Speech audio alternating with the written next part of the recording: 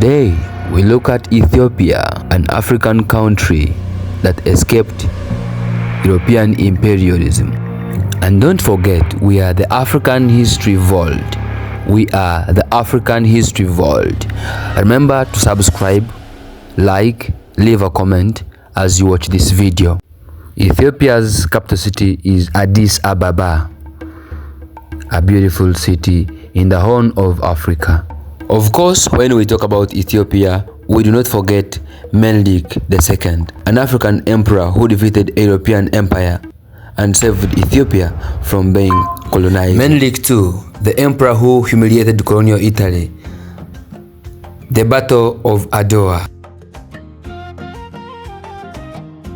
Imagine a time when nearly all of Africa was being carved up by European powers. Britain controlled Egypt and South Africa. France occupied West Africa. Belgium ruled the Congo with brutality under King Leopold.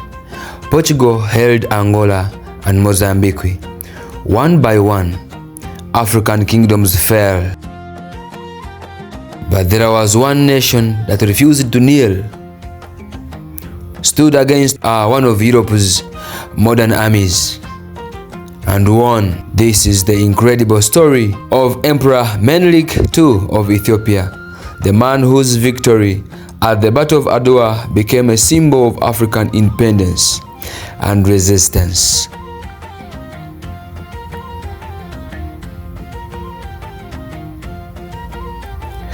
The rise of a king. The rise of a king.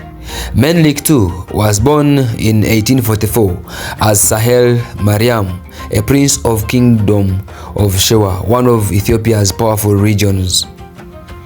As a young boy, he experienced political conflict and was even held captive for several years by Emperor Theodorus II.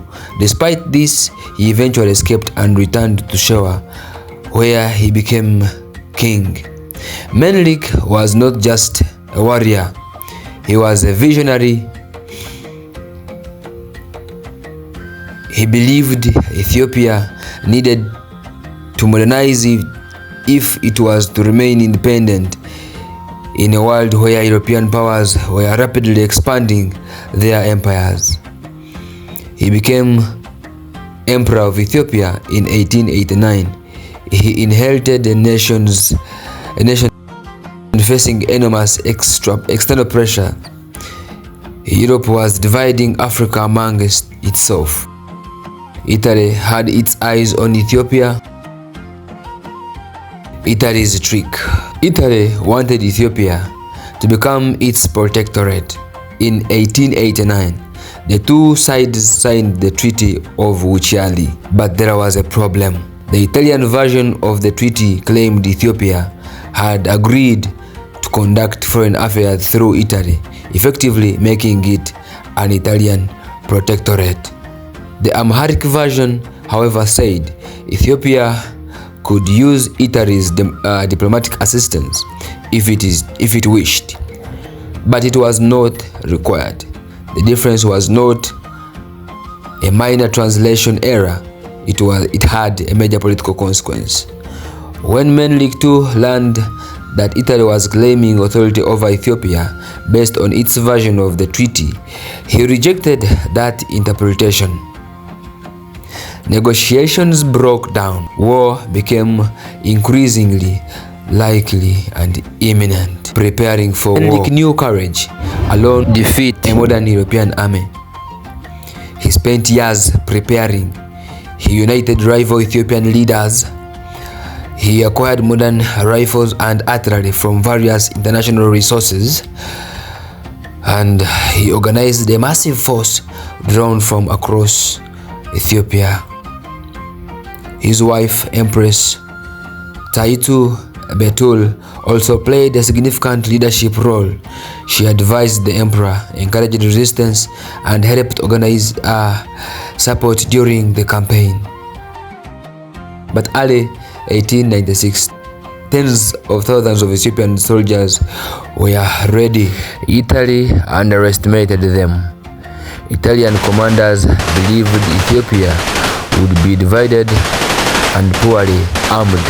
They were wrong. They were wrong. The Battle of Adwa. The Battle of Adwa. On March 1st, 1896, the two armies met near Adwa in northern Ethiopia. The Italians attempted a difficult night march through mountainous terrain. Their units became separated. Menelik seized the opportunity. Ethiopian forces attacked from multiple directions. The fighting was fierce. By the end of the day, the Italian army had suffered a decisive defeat. Thousands of Italian soldiers were killed, wounded, or captured. It was one of the few occasions in the age of European imperialism when an African army decisively defeated a European colonial force in a major battle. The victory shocked Europe. It also inspired people across Africa and the Africans in diaspora. Menelik's legacy. After Adwa battle, Italy recognized Ethiopia's sovereignty, that's independence.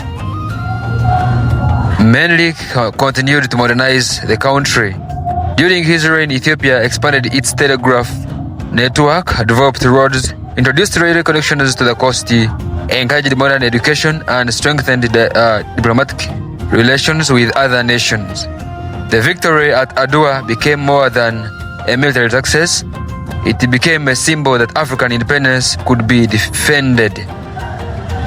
Many later and colonial leaders looked to Ethiopia's experience as a source of inspiration. More than a century later, the name Menelik II still represents determination, leadership, and resistance.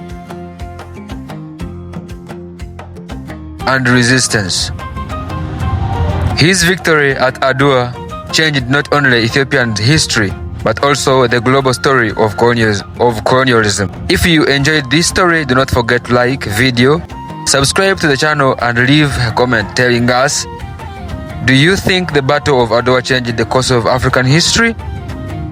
Thanks for watching, and we will see you in the next historical journey.